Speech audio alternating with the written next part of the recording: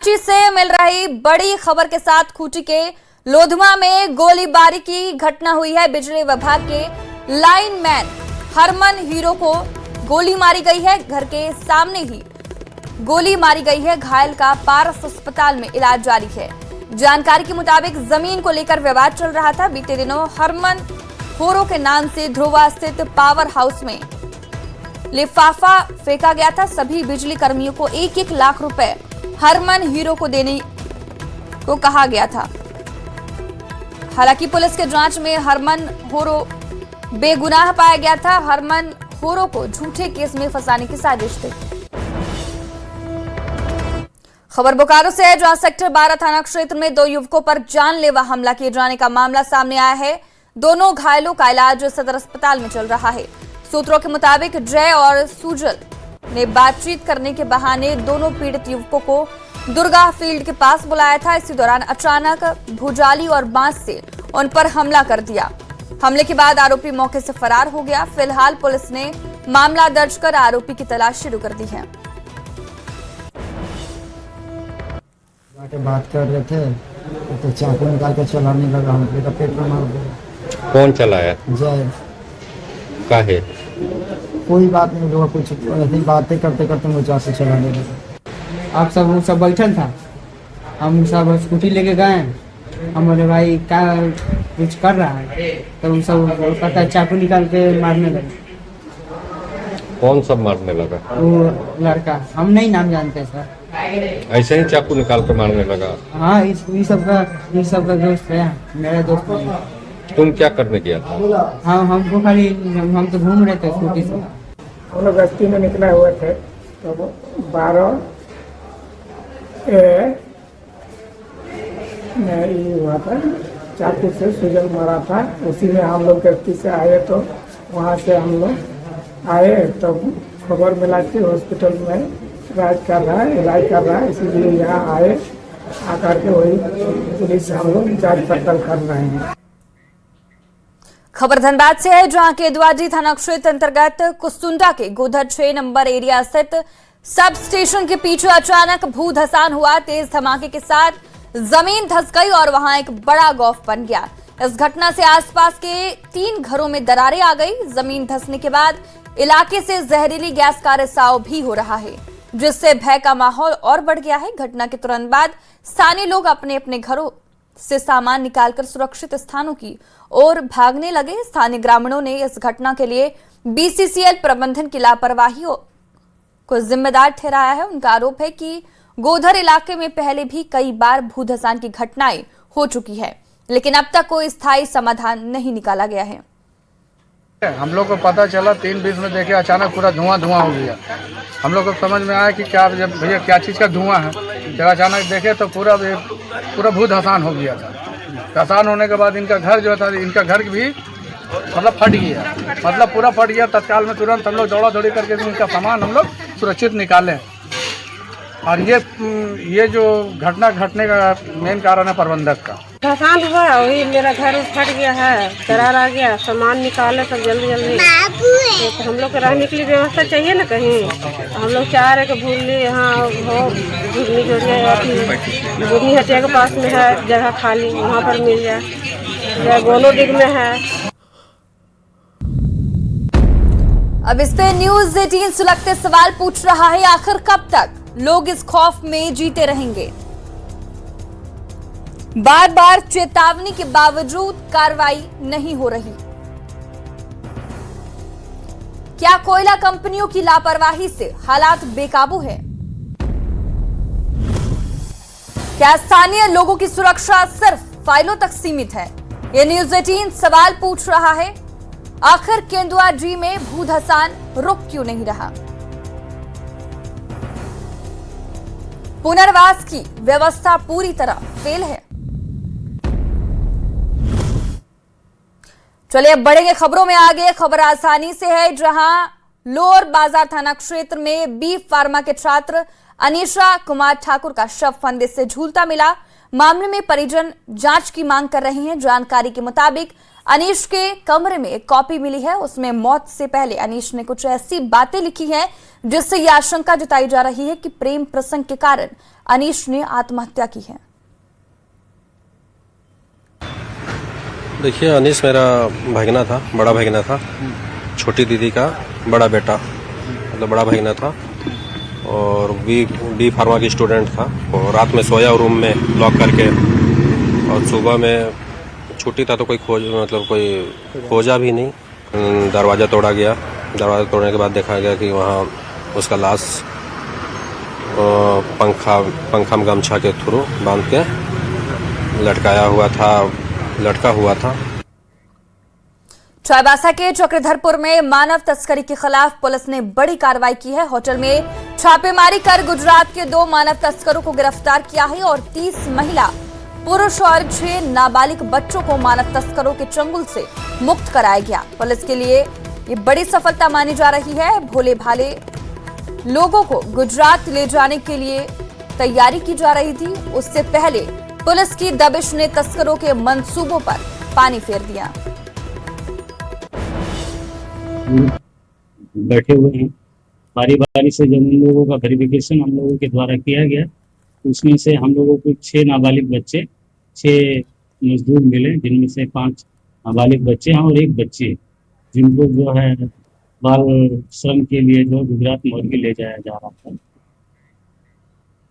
खबर धनबाद से है, जहां पूर्वी टुंडी अंचल में अवैध बालू ढुलाई को लेकर जांच अभियान के दौरान बड़ा सवाल खड़ा हो गया। सीओ सुरेश बर्नवाला के निर्देश पर चलाए गए अभियान में बिना नंबर प्लेट और बिना चालान 2 बालू लोड ट्रैक्टर पकड़े गए।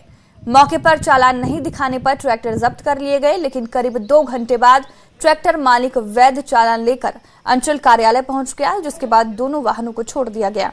अब सवाल उठ रहा है कि सड़क पर जांच के समय चालान कहां था। मामले को लेकर मुखिया और अधिकारियों की भूमिका पर भी सवाल खड़े हो रहे हैं। तो हम लोग का रूटीन चेक था, वो हम लोग चेक कर रहे थे। 1-2 का मामला आया उस तरह का, तो तुरंत उसके बाद छूट गया था या क्या हुआ था, फिर चालान दिखाने के पश्चात हम लोग छोड़े। वही तो हम लोग जांच कर रहे थे। अब कुछ प्रॉब्लम होता है कभी कभी कि बालू लेके निकल जाता है, उसका मालिक के पास चालान रहता है, तो और अगर उस तरह का फिर कोई समस्या है तो हम लोग कड़ा कार्रवाई करेंगे। और बड़ी खबर जामताड़ा से आ रही है, जहां नारायणपुर थाना क्षेत्र में तेज रफ्तार कार का कहर देखने को मिला है। कार की टक्कर से एक युवक गंभीर रूप से घायल हो गया। चश्मदीदों के मुताबिक कार चालक भागने की कोशिश कर रहा था, लेकिन ग्रामीणों ने कार चालक को पकड़ लिया और गुस्से में कार में तोड़फोड़ कर दी। पुलिस ने मौके पर पहुंचकर स्थिति संभाली और जांच शुरू कर दी। टक्कर के बाद स्थानीय लोगों ने घायल को सीएचसी पहुंचाया, जहां उसकी गंभीर हालत को देखते हुए धनबाद रेफर कर दिया गया। खबर चाईबासा से है, जहां गोवा सेल अस्पताल के बाहर भारी विरोध प्रदर्शन हुआ। अस्पताल की खराब स्वास्थ्य सेवाओं और मरीजों के साथ दुर्व्यवहार को लेकर प्रदर्शन किया गया। झारखंड मजदूर संघर्ष संघ यूनियन के नेतृत्व में सैकड़ों ठेका मजदूर और सेल कर्मियों ने अस्पताल परिसर का घेराव किया और जमकर नारेबाजी की। करीब 1 घंटे तक चले प्रदर्शन के बाद यूनियन ने प्रबंधन को ज्ञापन सौंपा। प्रदर्शनकारियों ने अस्पताल की व्यवस्था में जल्द सुधार की मांग की। कार्रवाई नहीं होने पर गोवा आयरन माइंस का उत्पादन और डिस्पैच ठप करने जैसे बड़े आंदोलन की चेतावनी दी। रुक करते अगली खबर की ओर। सीएम हेमंत सोरेन ने 319वीं सहायक शिक्षकों को नियुक्ति पत्र दिया है। इस दौरान सीएम ने 19 महिला पर्यवेक्षकों को भी नियुक्ति पत्र दिया। कक्षा 1 से 5 के लिए 158 नियुक्ति पत्र दिया गया। साथ ही कक्षा 6 से 8 के लिए 161 शिक्षकों को नियुक्ति पत्र सौंपा गया। इस मौके पर मुख्यमंत्री हेमंत सोरेन, वित्त मंत्री राधाकृष्ण किशोर और श्रम मंत्री संजय प्रसाद यादव भी शामिल हुए। नवनियुक्त सहायक आचार्यों को मुख्यमंत्री ने बधाई दी और चुनौतियों को लेकर भी जानकारी दी। दूर दराज और दुर्गम इलाकों में भी शिक्षा का प्रचार प्रसार कर लोगों को शिक्षा के प्रति जागरूक करने को कहा। इसमें भी 2-4% ऐसे लोग होंगे जो सरकार के इस महत्वाकांक्षी योजना का दुरुपयोग या गलत लाभ ले रहे हैं। लेकिन मेरा यह मानना है, इन 10% या 5% लोगों की वजह से हम 95% लोगों का भविष्य नुकसान नहीं करना चाहते। को रोजगार का अवसर देने के लिए, लोगों के चेहरे पर मुस्कान लाने के लिए झारखंड राज्य का निर्माण हुआ था। मैं किसी राजनीतिक भावनाओं से प्रेरित होकर नहीं, बल्कि जो जमीनी हकीकत है उस आधार पर मैं कह सकता हूं कि अपने इस दायित्व का निर्वहन पूर्ववर्ती सरकार ने कभी नहीं किया। इस राज्य को मुस्कुराता हुआ देखना अगर कोई चाहा, नौजवानों को रोजगार का अवसर देकर के उनके चेहरे पर, उनके परिजनों के चेहरे पर खुशहाली देखती अगर कोई चाहा, तो उस व्यक्ति का नाम है आदरणीय श्री हेमंत सोरेन जी। इस बात को याद रखें। मुझे पता पहले से ही है कि हमें गांव के स्तर पर ही काम करना है, तो मैं बिल्कुल पूरी तरह से तैयार कुपोषण मुक्त झारखंड को बनाने के लिए। तो जिस पद पे हमारा सिलेक्शन हुआ है वहाँ पे सबसे जरूरी यही है कि हम बच्चों के और प्रेग्नेंट और लैक्टेटिंग मदर जो है उनको कुपोषण मुक्त करें। तो मैं बिल्कुल तैयार हूँ। 200 लोगों के ज़्यादा महिला पर्यवेक्षण लोगों को नियुक्ति मिली थी, तो हमें तो बहुत दुख हो रहा था, लेकिन इनकी गलती नहीं है, हमारे ही डॉक्यूमेंट्स में कोई दिक्कत था। अभी मिली है तो बहुत बहुत खुशी हो रही है। और चैलेंज तो हर फील्ड में है, चाहे वो किसी भी क्षेत्र में हो, लेकिन सरकार ने भी अच्छा किया। जितने पहले लोगों को हुआ उनसे बातचीत हुई है कि एक जगह पे एक सिंगल महिला को नहीं दे रहे हैं, 2-3 लोगों को दे रहे हैं। और हम लोगों ने पिछले 10 सालों से कड़ी मेहनत के बाद आज ये मुकाम लिया, हम लोग बहुत खुश हैं। और हम लोग एक भाषा टीचर के रूप में जामताड़ा जिला में ही मेरा चयनित हुआ है, और मैं कोशिश करूंगा कि मैं सिर्फ भाषा टीचर में किताबी ज्ञान ना दूं, जबकि चाहूंगा कि बच्चों को उसकी जुबान के मिठास लाने की कोशिश करूंगा। पूरी मेहनत और ईमानदारी के साथ में स्कूल में अपनी सेवा देने का प्रयास करूंगा। सोचिए तो 1 साल का इंतजार करना पड़ा इसके लिए। जानते हैं कि झारखंड में जितना भी वैकेंसी है वो कोर्ट के दरवाजे पर पहुंचती है। हम लोग भी 6 महीना तक कोर्ट कचहरी के चक्कर में पड़े, उनके बाद जीत हुई हम लोग को और हम आज नियुक्ति पत्र मिला है, बहुत खुशी भी है। मतलब ये है 2023 में ये वैकेंसी निकला था और 2026 में आज हम लोग को ज्वाइनिंग मिल रहा है। बस 4 साल से हम लोग का लगातार था, आज जाके 2023 में सफल हुआ है। इसके लिए हम माननीय मुख्यमंत्री को बहुत बहुत धन्यवाद देना चाहेंगे। बस यही। शिक्षक हैं, सहायक आचार्य हैं, उन्हें यहाँ पर जिस तरह की सौगात दी गई है, कहीं ना कहीं तमाम लोग जो हैं वो इससे उत्साहित नजर आ रहे हैं। खासतौर से अगर बात की जाए तो 319 जो सहायक आचार्य हैं, चाहे वो इंटर से हों या फिर स्नातक से, तमाम लोगों को ये सौगात मिली है और कहीं ना कहीं उसकी खुशी जो है इनके चेहरों पर भी देखने को मिल रही है। हालांकि परिवार आज खुश है, खुद भी खुश हैं, और जिस तरह की बात जो है वो मुख्यमंत्री ने भी कहा है कि राज्य खुश हो, तो इसको लेकर किस तरह से आप लोग देखते हैं? जी, बच्चों के बीच शिक्षा का अलग जगाने का पूरा प्रयास रहेगा और यही कामना है।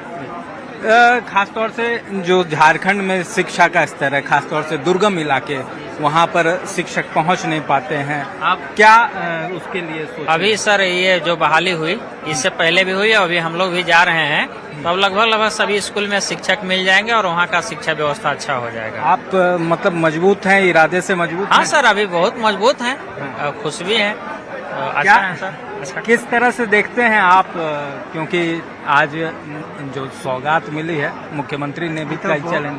बहुत अच्छा, खुशी हुआ हम लोग को, एक साथ इतने लोग हम लोग को नियुक्ति पत्र मिला शिक्षक के रूप में। और हम लोग पहले भी सुदूरवर्ती गांव में पढ़ाया करते थे और आगे भी जहां मिल जाए एकदम अंतिम छोर तक भी हम लोग जाके पढ़ाने के लिए तैयार हैं।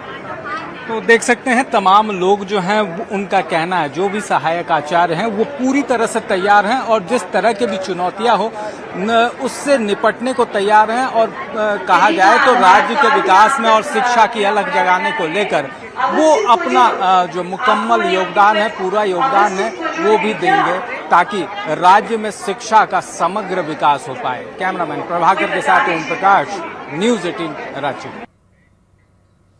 राजधानी रांची के हरमू चौक की तस्वीर पिछले कुछ दिनों से बदली बदली सी नजर आ रही है। हमेशा पेड़ों की छाया में नजर आने वाले हरमू चौक से 25 पेड़ों को शिफ्ट करने की तैयारी चल रही है।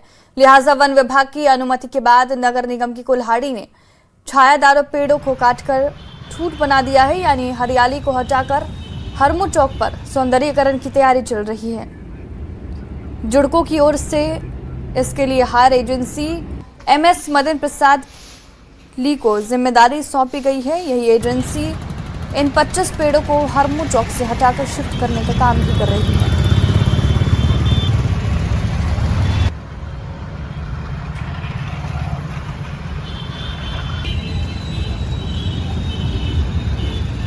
के व्यस्ततम और वीआईपी मार्ग हरमू चौक का सौंदर्यीकरण किया जा रहा है, लेकिन सौंदर्यीकरण के नाम पर जो कुर्बानी दी गई है हरमू चौक पर, वो खामोश पेड़ों की दी गई है। हम इस समय हरमू चौक पर हैं और देख सकते हैं कि यहाँ पर 25 पेड़ काटे गए हैं। मतलब बिल्कुल पेड़ों को काट कर ठूठ बना दिया गया है। लेकिन जानकारी दे दें कि सौंदर्यीकरण के नाम पर जो 25 पेड़ काटे गए हैं, इन्हें शिफ्टिंग करने की तैयारी है। यानी वन विभाग की अनुमति के बाद पेड़ काटे गए हैं, लेकिन पेड़ों को अब जुडको ने जिस एजेंसी को हायर किया है, वो एजेंसी इन 25 पेड़ों को शिफ्ट करने का काम कर रही है। बता दें कि जिस तरीके से हरमू चौक का जो सौंदर्यीकरण करने की तैयारी है, वो बिल्कुल यहाँ पर बड़ा एक तकरीबन 500 वर्ग फीट में यहाँ पर जो है इसका सौंदर्यीकरण किया जाएगा। जो घुमाव आप देख रहे हैं, घुमाव कम होगा।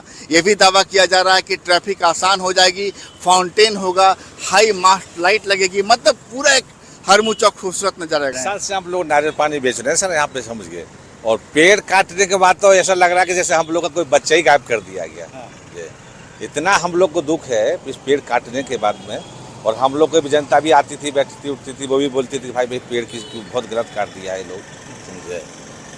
क्या कहें हम लोग, अब सरकार करवा रहे जो भी करा रहे। एक बात आप समझ जाइए कि जल, जंगल और जमीन वाले जिस झारखंड की राजधानी में पेड़ों को कहा जाता है, पेड़ हमारे सेलिब्रिटी हैं, पेड़ हमारे सेलिब्रिटी हैं। पेड़ों की इज्जत सबसे ज़्यादा जरूरी होती है, क्योंकि वो धरती का श्रृंगार होता है और उसी धरती के वहीं पर कारोबार भी होता है। कुल मिलाकर समझ जाइए कि फिलहाल जो स्थिति है, वो स्थिति यहाँ पर है कि सौंदर्यीकरण किया जा रहा है। 4 महीने के अंदर 5 करोड़ की लागत से हरमू चौक का सौंदर्यीकरण किया जा रहा है। लोग स्वागत भी कर रहे हैं, लेकिन कुर्बानी दी है खामोश पेड़ों ने। संजय कुमार।